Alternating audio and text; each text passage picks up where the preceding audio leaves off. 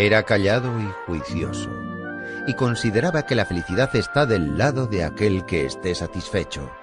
Mucha gente le conoce como el gran filósofo, pero este científico griego también realizó descubrimientos fundamentales en biología, ética, estilística, meteorología y estética. Era un hombre sabio. Aristóteles confiaba en la virtud de la mente humana, ya que estaba inspirada en una realidad cognitiva, la cual existe de una forma independiente a los deseos y opiniones humanas. Aristóteles nació en Estágira, una península al norte de Grecia, en el año 384 a.C. Su padre, Ninómacos, oficiaba como médico del padre de Filipo de Macedonia, el rey Amintas III. Tenía la reputación de ser un médico muy fidedigno. Le dio a su único hijo una inmejorable educación.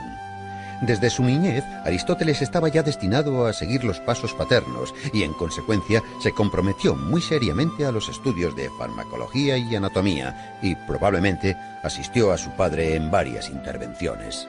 En el año 367, Aristóteles viajó de Macedonia a Atenas para continuar con su educación. Durante el viaje, el joven tuvo que hacer uso de sus conocimientos médicos para salvar a un ciudadano adinerado de una infección sanguínea. Por lo tanto, con solo 17 años, Aristóteles ya estaba considerado como un excelente doctor. Una vez en Atenas, Aristóteles ingresó en la Academia Platónica. Tras 2 años de duro trabajo y esfuerzo, ya era capaz de impartir lecturas en retórica. El joven Aristóteles se ganó la confianza del viejo Platón y el derecho de unirse al círculo de los filósofos más sabios, los platónicos. A pesar de que el estudiante apreciaba a su mentor, Aristóteles también hacía críticas de sus puntos de vista. Un ejemplo son estas palabras escritas con su propia mano. Amicus Plato. Sed magis amica es veritas. Aprecio a Platón, pero aprecio más la verdad. Tras 20 años de impartir clases en la Academia de Platón, Aristóteles creó escritos sobre lógica, física, retórica y escribió tratados sobre la vida y el alma. En el año 347, cuando muere Platón, Aristóteles se traslada a Tárnea, en Asia Menor, pues allí se encontraba otro pupilo de Platón, Hermias. Una vez allí, el filósofo le ofrece su amistad desinteresada y su ayuda como consejero político. Aristóteles dijo: «La amistad es lo más necesario en la vida, puesto que nadie podría vivir sin amigos, incluso aunque sea el más dichoso». Aristóteles residió plácidamente durante 3 años en el reino de Hermias, pero cuando éste murió, regresó a Macedonia. Con 40 años, Aristóteles tuvo una calurosa bienvenida en Macedonia. Filipo de Macedonia disfrutaba las conversaciones intelectuales del filósofo y le propuso hacerse responsable de la tutoría de su hijo, el futuro Alejandro Magno. Durante los próximos 8 años, Aristóteles fue el profesor del que sería el futuro conquistador Alejandro Magno. Ciertos históricos han llegado a observar que, sin las nociones éticas, físicas y lógicas que Aristóteles le inculcó, Alejandro no hubiera desarrollado esa habilidad de estratega militar. En el año 335, cuando el gran Alejandro ascendió al trono y comenzó con sus conquistas, propuso a Aristóteles crear unas crónicas que narrasen todas sus gloriosas victorias. Este se negó. El filósofo prefería las actividades pedagógicas y meditar tranquilamente en el seno de la naturaleza en vez de las campañas militares. Antes de cumplir los 50 años, regresó a Atenas para formar su propia escuela filosófica. La escuela aristotélica estaba cerca del santuario de Apolo Licio, y en su honor la escuela se llamaría Liceo. Para enseñar filosofía, retórica y lógica a sus alumnos, Aristóteles rechazaba los métodos tradicionales y les inculcaba la filosofía a través de discusiones mientras caminaba con ellos por el jardín. A la escuela también se le denominaba con el nombre de perípatos, una especie de galería cubierta donde se discutía y se paseaba. Aparte de la filosofía, en la escuela también se creaban físicos, históricos, astrónomos y geógrafos. Aristóteles les decía a sus pupilos: para tener éxito hay que seguir a los que se tiene delante y no esperar a los que se tiene detrás. Junto con algunos de sus alumnos, Aristóteles realizó varios descubrimientos en diferentes ciencias que crearon la base para investigaciones más avanzadas en siglos posteriores. Estaba muy en contacto con la filosofía de la naturaleza y así la clasificó en el mundo inorgánico, las plantas, los animales y los humanos. En política creó la reforma constitucional y el Estado sistemático. Él consideraba que la monarquía, la aristocracia y la democracia moderada eran la mejor opción. En la estética, Aristóteles introdujo el concepto de la catarsis, la clarificación del espíritu humano. Pero en el año 323, tras la muerte de Alejandro Magno, la posición social de Aristóteles se vio en peligro. En Atenas se sostenían las órdenes de los macedonios y, en consecuencia, la ciudad se vio inmersa en una reacción antimacedónica. Cuando Aristóteles tenía 60 años, bajo el conocimiento de que Alejandro había seguido las pautas científicas de Aristóteles, los atenienses exiliaron al sabio fuera de Atenas. El gran filósofo pasó el resto de sus días en la isla de Calcis, en Eubea. Murió en el año 322 a la edad de 62 años. En los trabajos de Aristóteles se concentran todos los conocimientos y experiencias griegas. Han pasado los siglos y al final, en el siglo XX, la República griega acuñó sus monedas con el rostro del sabio Aristóteles impreso en ellas, junto con una de sus frases. Todo hombre, por naturaleza, tiene aspiración al conocimiento.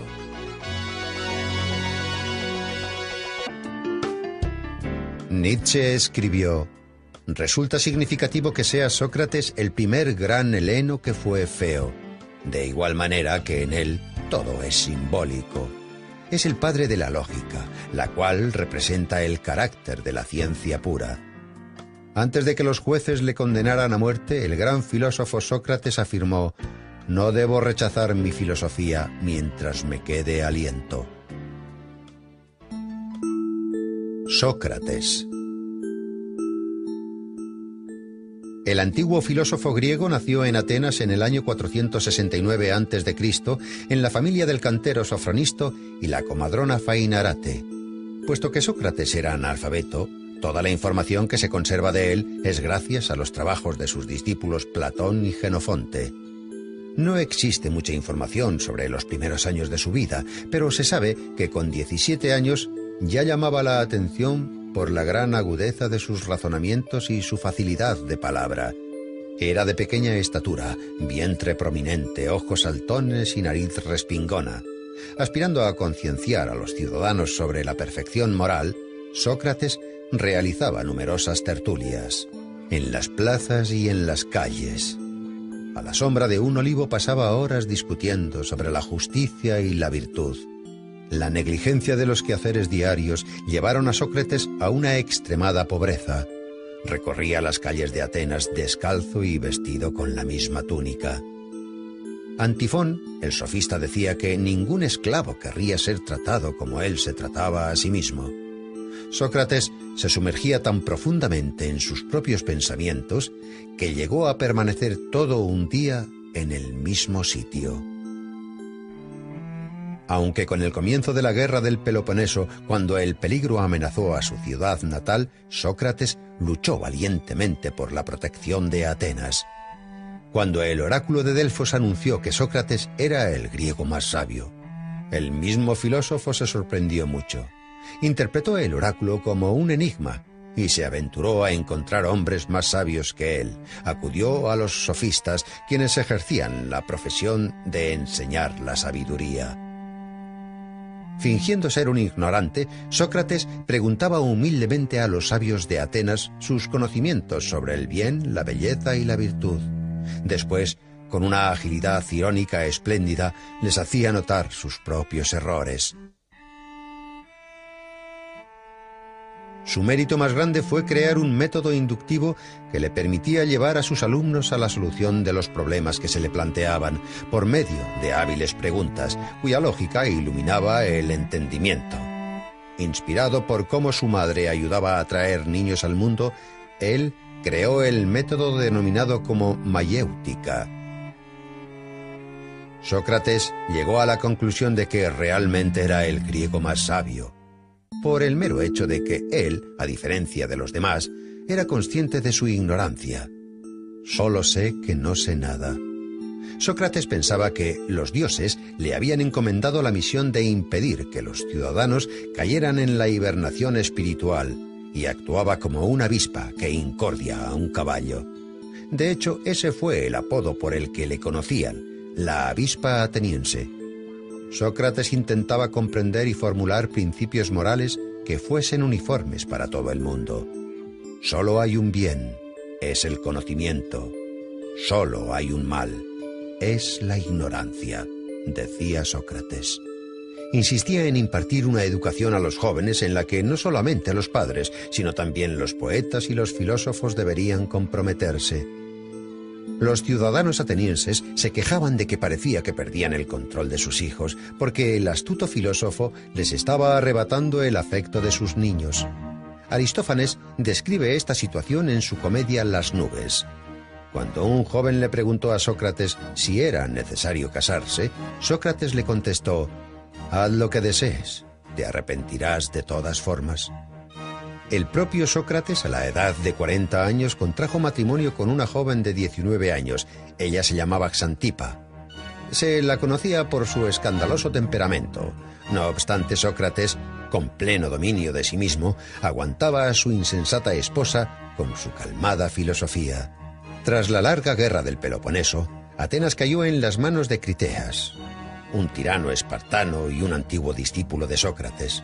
A pesar de que Sócrates nunca había colaborado con tiranos de ninguna clase, el filósofo fue acusado por no reconocer a los dioses atenienses y por corromper a la juventud.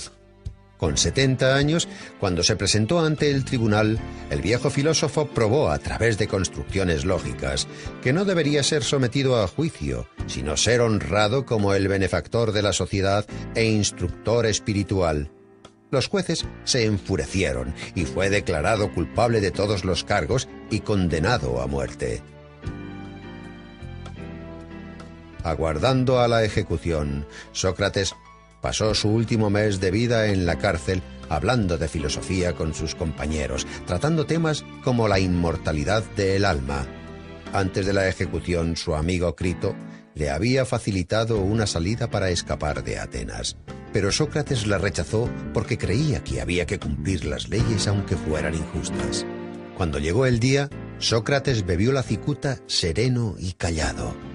Sus últimas palabras fueron: «Crito, le debo una gallina a Asclepios».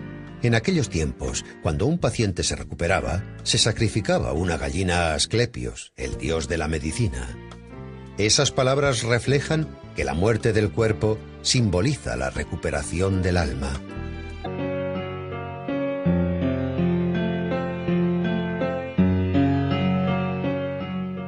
Este filósofo se convirtió en leyenda cuando aún vivía. Los rumores le transformaron en un profeta y después en un estafador. A veces le convertían en héroe de anécdotas y otras le tomaban por loco. No creó ninguna doctrina integral, pero toda su vida fue un ejemplo de servir a la filosofía. Diógenes el cínico, natural de Sinope, también era llamado Diógenes el perro. Este filósofo vivió en el siglo IV a.C. Se sabe que su padre era acuñador de moneda y toda su familia provenía de Sinope, territorio de la Turquía actual. Cuando Diógenes aún era joven, fue acusado de adulterar las monedas y enviado al exilio fuera de su ciudad. Diógenes no negó su parte de culpa. Pero ¿cuáles eran las razones por las que un joven de familia adinerada actuaba así? Según la leyenda, la razón por la que falsificaba monedas no era para obtener beneficios, sino por seguir las instrucciones del oráculo de Delfos. El joven Diógenes acudió al oráculo y le realizó la descarada pregunta de «¿Qué debo hacer para hacerme famoso?». El oráculo respondió «Cambiar el valor de la moneda». Diógenes tomó la profecía al pie de la letra. El oráculo se convirtió en la consigna cínica y en metáfora de buena parte del comportamiento del filósofo.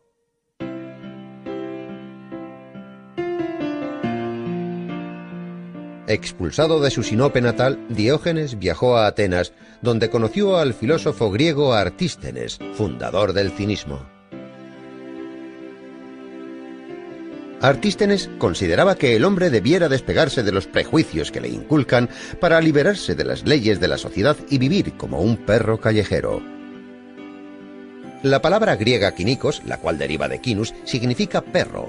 Todos los seguidores de la filosofía de Artístenes serían denominados como kínics. La palabra cinismo, la cual proviene de las enseñanzas filosóficas de los cynics, en la actualidad ha obtenido un nuevo significado. Ahora no solo define la acción de negar las leyes sociales, sino también describe la acción de negar la moral existente y las leyes culturales.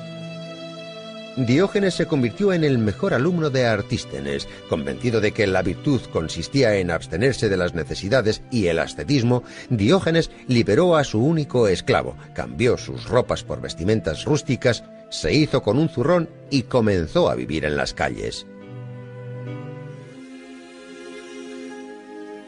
En invierno solía dormir en los pórticos y plazas públicas, y en verano dormía en la arena calentada por el sol. Diógenes vivió una vida ceñida a los ideales del cinismo.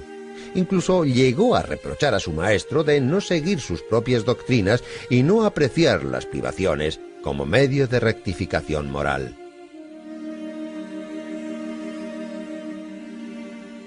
Diógenes dejó de viajar por Grecia. Cuando le preguntaban de dónde venía, él siempre contestaba: «Yo soy cosmopolita, soy un ciudadano del mundo». En una ocasión, el solitario e indefenso predicador cayó en manos de piratas. Le vendieron como esclavo a un rico de Corinto llamado Geníades. Su nuevo amo no tardó en apreciar el conocimiento especial del filósofo y le dispuso como tutor de sus hijos.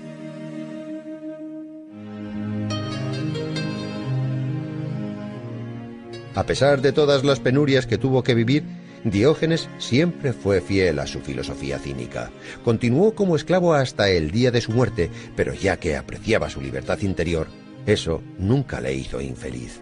Diógenes llegó al extremo de su ascetismo. En una ocasión, tras ver a un niño beber del cuenco de sus manos, destruyó el cuenco de madera que era su única posesión, además de su capa, su zurrón y su báculo. El filósofo pensaba que el hombre no necesitaba nada personal porque todo lo necesario se daba en el nacimiento. El filósofo conocido como Diógenes el perro se comportaba como un animal descarriado. Rechazaba las leyes públicas y retaba las tradiciones ya establecidas. También se cuenta que el filósofo vivía en un barril y que los días soleados caminaba con una antorcha. Cuando le preguntaban la razón de esto, él contestaba: «Estoy buscando a un hombre honesto». La gente siempre le decía: «Diógenes, ya eres demasiado mayor. Es el momento de que te calmes». Pero el filósofo contestaba: «Ya casi he terminado. Ahora es el momento de correr, no de pararse».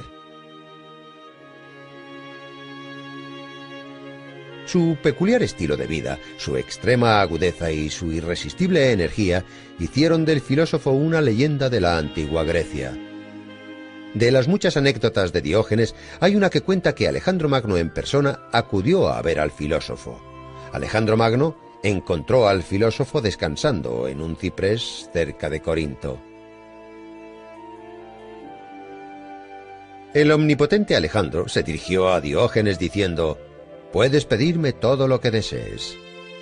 Entonces, la lengua afilada de Diógenes respondió: «Deseo que te apartes, me estás tapando el sol».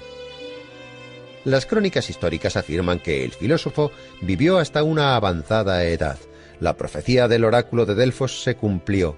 La vida del filósofo desafió las bases de la sociedad y cuestionar las morales públicas le convirtió en toda una leyenda. El filósofo cínico de Sinope se convirtió en el símbolo de la libertad y la felicidad.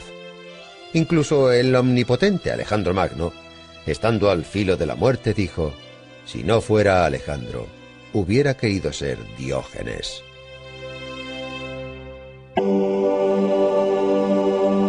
La escuela fundada por este antiguo filósofo se convirtió en un prototipo de la educación superior moderna. Los contemporáneos le denominaban el Maestro Divino. En sus obras se habla de una sociedad ideal y una inmortalidad del alma. El antiguo pensador griego Platón decía que el tiempo es una constancia similar a la eternidad. Nació en el año 427 a.C. en una familia aristocrática ateniense. Por descendencia paterna, Platón pertenecía a los zares de Ática. Por parte materna, el sabio descendía del conocido legislador ateniense Solón. Su nombre de nacimiento fue Aristócles. El joven Aristócles era de constitución fuerte y de hombros anchos.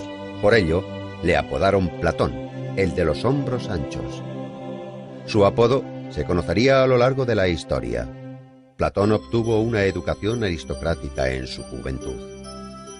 Escribió versos y tragedias, estudió las obras de filósofos de épocas pasadas y además componía música y también dibujaba.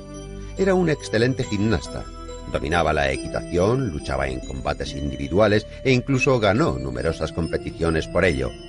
Pero a pesar de su versátil educación, el joven era extremadamente tímido y prefería los empleos solitarios antes que dialogar con sus contemporáneos. A los 20 años, el joven Platón ya era considerado como uno de los ciudadanos más prometedores de Atenas. Poseía una brillante carrera política por delante, pero su destino le reservaba algo diferente. En el año 407 a.C., el joven aristócrata conoce a Sócrates, el filósofo que rondaba las calles atenienses. Vestía ropas viejas y harapientas, caminaba descalzo y siempre estaba rodeado de pupilos y de oyentes atónitos ante sus palabras.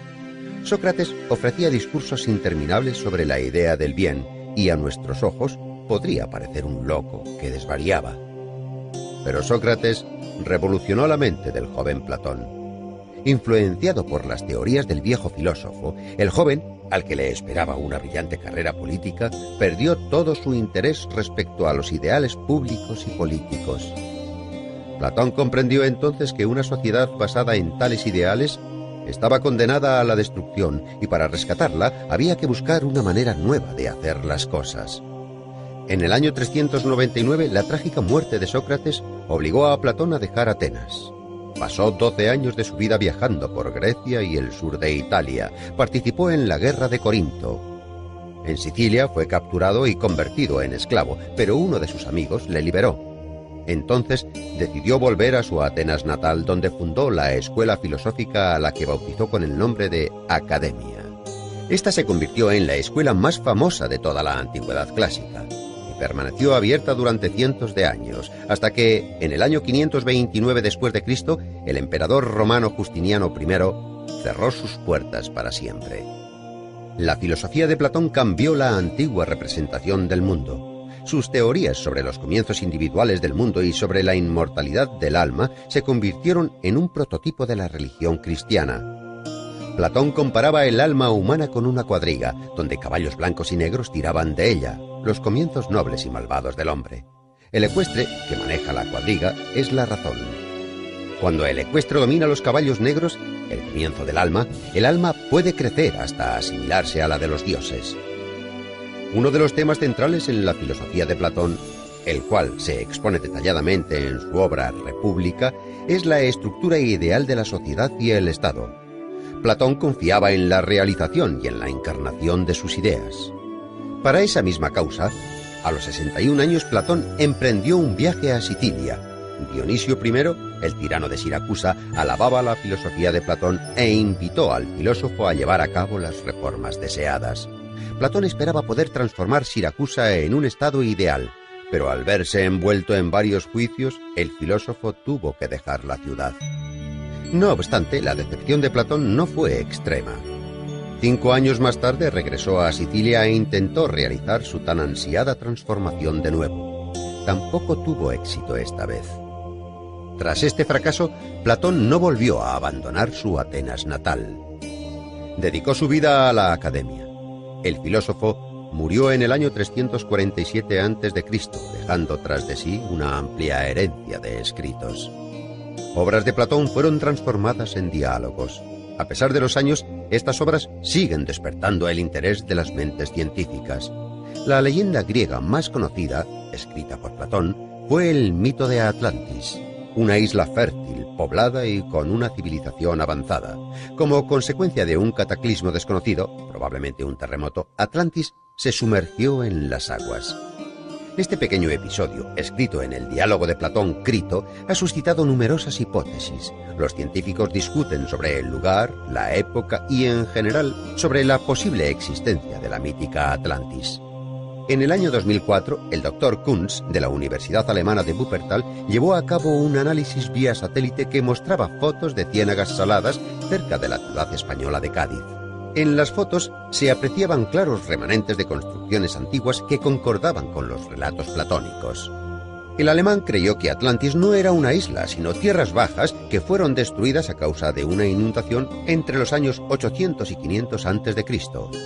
El antiguo pensador griego, quien dejó una extensa cadena de pupilos y actualizó la filosofía antigua, dijo una vez: «El hombre es una especie de juguete inventado por Dios. Dejadle jugar por tanto a los juegos que más le diviertan, a pesar de que eso contradiga a lo que se cree bueno en nuestros tiempos».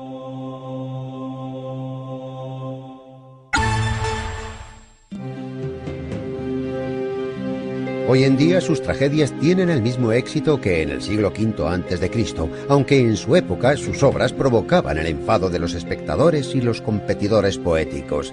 ¿Cómo se atreve ese insolente poeta a alterar las tradiciones más fundamentales? Puede que esta sea la razón por la cual los historiadores que trabajaron en la biografía del poeta lo hicieran de tal forma que tantos siglos después es complicado diferenciar entre los datos falsos y los verdaderos que rodean la vida del dramaturgo. Una cosa está clara: a pesar de todo el peso de las innumerables críticas, Eurípides está reconocido como uno de los mejores poetas trágicos griegos. Los antiguos historiadores adoraban encontrar vínculos extraordinarios en los acontecimientos históricos. Solían afirmar que Eurípides nació el día de la gran victoria de los griegos sobre los persas en una isla cercana a Salamina. Por ello, el autor estaba destinado a alcanzar la gloria. Existen otras teorías que apuntan que el dramaturgo nació unos años más tarde, en el 484 a.C., y que el hecho de que se convirtiese en uno de los mejores autores de su época fue por méritos propios. Los poetas atenienses y contemporáneos de Eurípides no tenían por costumbre elogiar los poemas de otros. En esa época las críticas se reducían a banales comentarios. En el campo de las batallas literarias, los enemigos de Eurípides le atribuían sangre humilde y defectos físicos y mentales. Cuenta una leyenda que el autor sentía un odio inmenso por las artes y por las mujeres. Pero un siglo más tarde, Aristóteles afirmó que Eurípides era el mejor poeta trágico de todos sus contemporáneos. 5 siglos más tarde, Eurípides fue nombrado el pensador que prefería la soledad de la orilla del mar antes que las concurridas calles de la ciudad. Los visitantes que acuden a Salamina aún pueden contemplar las cuevas donde Eurípides componía sus tragedias.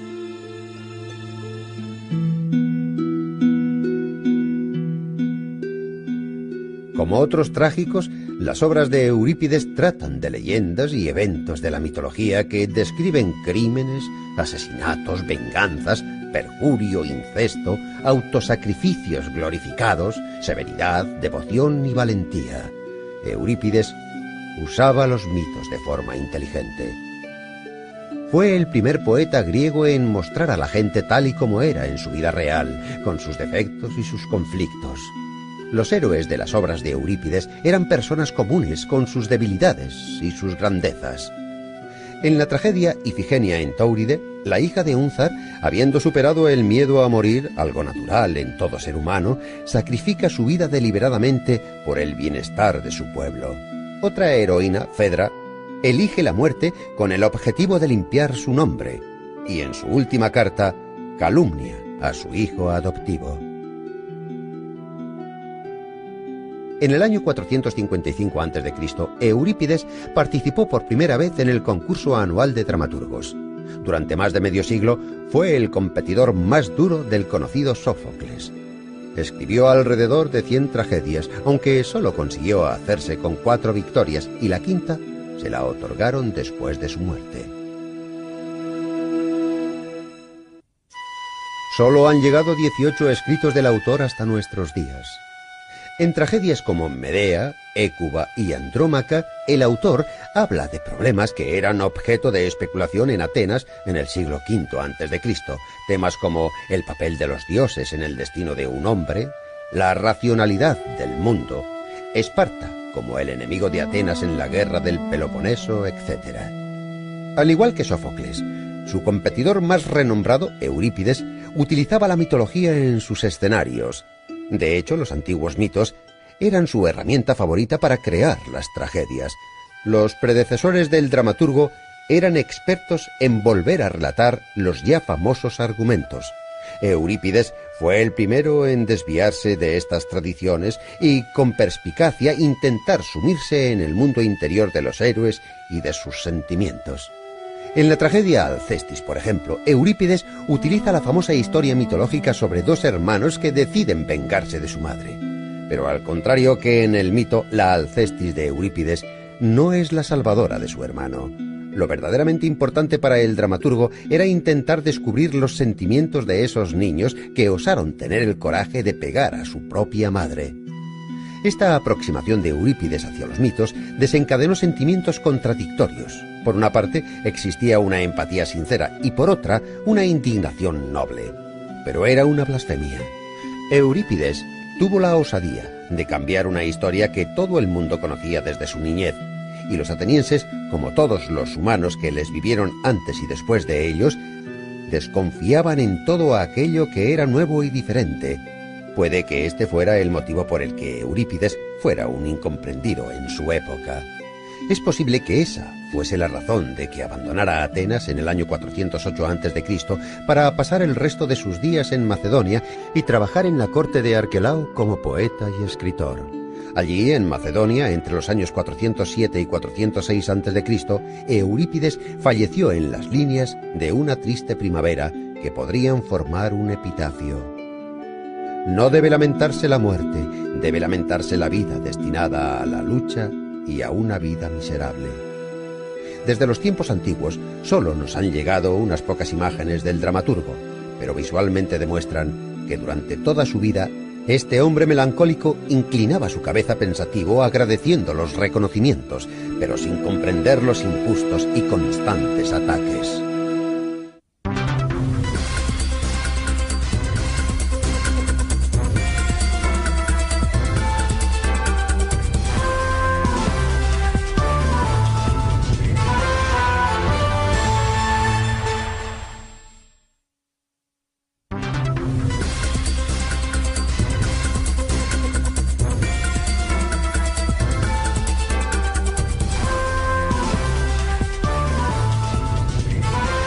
Canal Enciclopedia. Antes de que se implicase en el estudio de las ciencias, la historia parecía un mito. Su propia vida parece una leyenda. Patriota griego y un entusiasta de los viajes, fue el fundador de la etnografía. Fue escritor y científico, fue el padre de la historia. Heródoto de Halicarnaso dejó constancia de un ecúmeno, desde la civilización europea hasta lo que nosotros entendemos como civilización más moderna.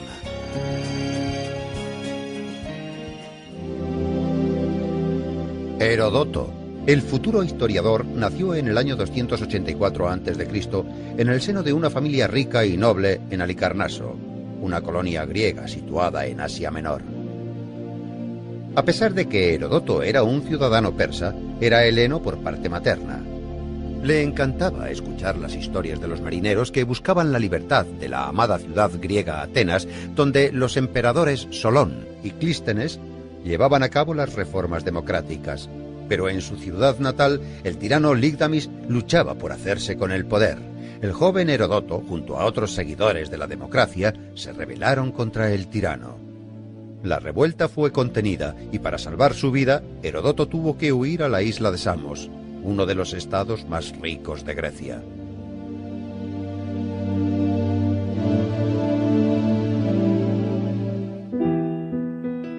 En el año 464 a.C., cuando Heródoto cumplió los 20 años, dejó la isla griega para viajar de país en país y dirigirse al este. Viajó por tierra y mar y visitó lugares como Fenicia, Siria, Macedonia, Delfos y Atenas. Heródoto de Halicarnaso resultó ser un viajero inquisitivo y emprendedor. Investigó cuidadosamente las inscripciones sagradas, los templos, las crónicas, la colección de oráculos y profecías, leyó numerosos trabajos literarios y estudió las costumbres locales. Más tarde, con diligencia, escribió todas sus observaciones personales en un libro que se convertiría en la famosa Historiae, el primer libro histórico de los tiempos antiguos. En el libro, Heródoto describía la distribución de la población de Babilonia y el método de construcción de sus edificios.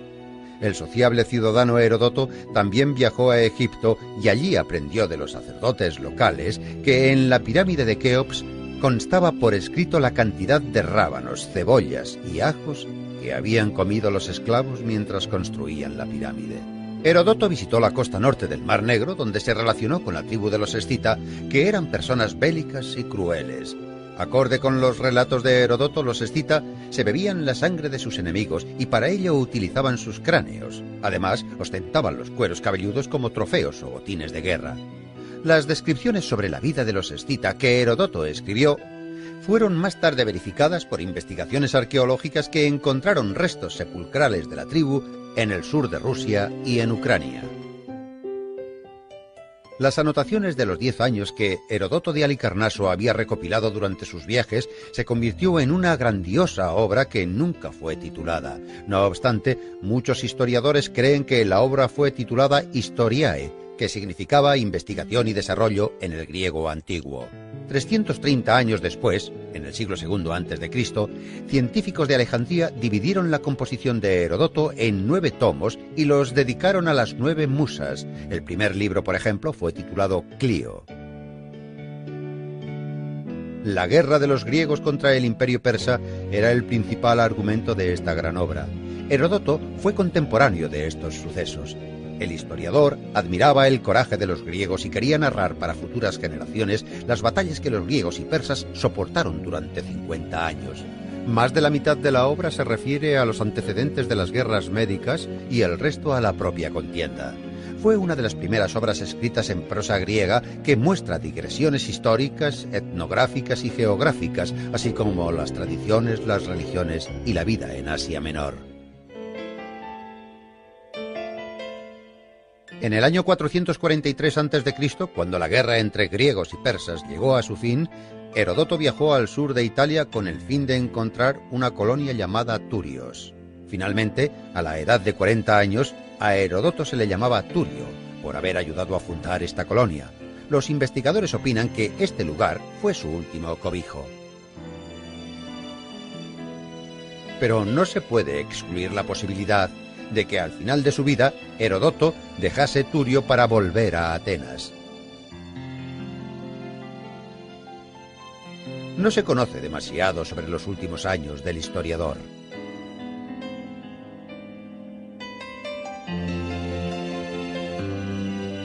Probablemente participó en alguna reyerta política entre Atenas y Esparta y se dedicó a completar su monumental obra que nunca fue terminada.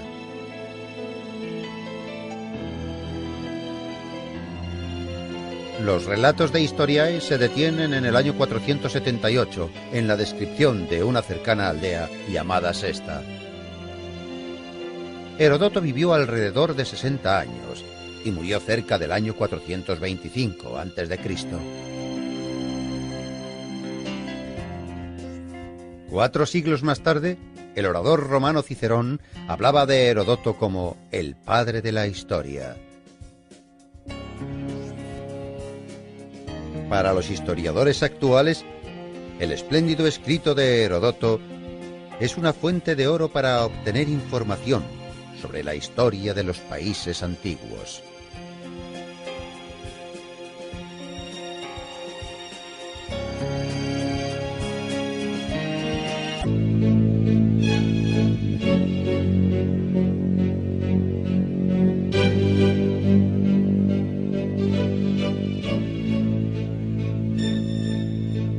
Contemporáneos escribieron: tuvo una vida larga y feliz, creó infinidad de tragedias preciosas y murió sin conocer la desgracia.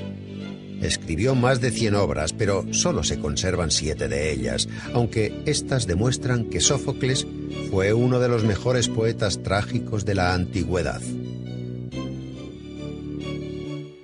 Sé osado, lo que los sueños te traen con la luna, los rayos del sol se lo llevarán. Hijo mío, no hay mejor regalo que la vida. Como ocurre con otros poetas antiguos, no se conoce demasiado sobre Sófocles. Nació en Colono, un pueblo cerca de Atenas.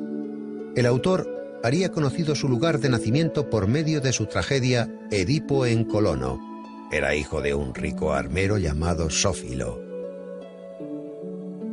Otorgó a su hijo la posibilidad de recibir la llamada educación ateniense, que fomentaba el libre desarrollo del cuerpo y el espíritu. El joven Sófocles se inclinaba por jugar a la pelota y estudiar música. A los 16 años fue elegido director del coro de muchachos que dedicaba himnos a los dioses, para celebrar la victoria contra los persas en la batalla de Salamina. Esta batalla conecta a 3 de los mejores poetas trágicos de la antigua Grecia. Esquilo participó en la batalla de Salamina. Sófocles le glorificó por ello.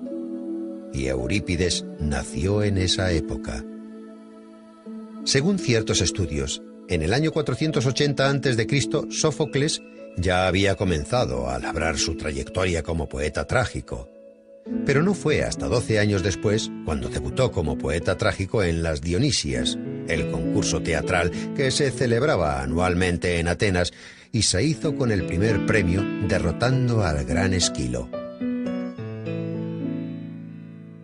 Según la opinión de sus contemporáneos, Sófocles elevó la tragedia a un nivel superior, añadiendo un tercer actor en la escena y dando un mayor juego al diálogo. El escritor Diógenes Laercio expuso la historia de la tragedia griega de la siguiente manera. Si uno quiere atribuir a Esquilo todas las innovaciones escénicas, como por ejemplo la luz y el estruendo de los rayos, las máscaras y los cantos, los atuendos ceremoniales de los reyes y las ropas de lana de los profetas, uno debería pensar que quizás Sófocles inventó todo eso. Además, a diferencia de Esquilo, Sófocles se centró, más que en el argumento, en los sentimientos y los sufrimientos de los hombres. Sófocles admiraba la fuerza mental que un hombre es capaz de demostrar. En su famosa obra Antífona, Sófocles comienza el estribillo diciendo: «Hay muchas maravillas en el mundo, pero el hombre es la más maravillosa de todas ellas». Con obras como esta, Sófocles se convirtió en uno de los poetas más conocidos de la antigua Grecia. En el festival en honor a Dionisio ganó el primer premio en más de 20 ocasiones y el segundo más de una docena de veces. Pero nunca se permitió quedar el tercero, que para él sería el último puesto.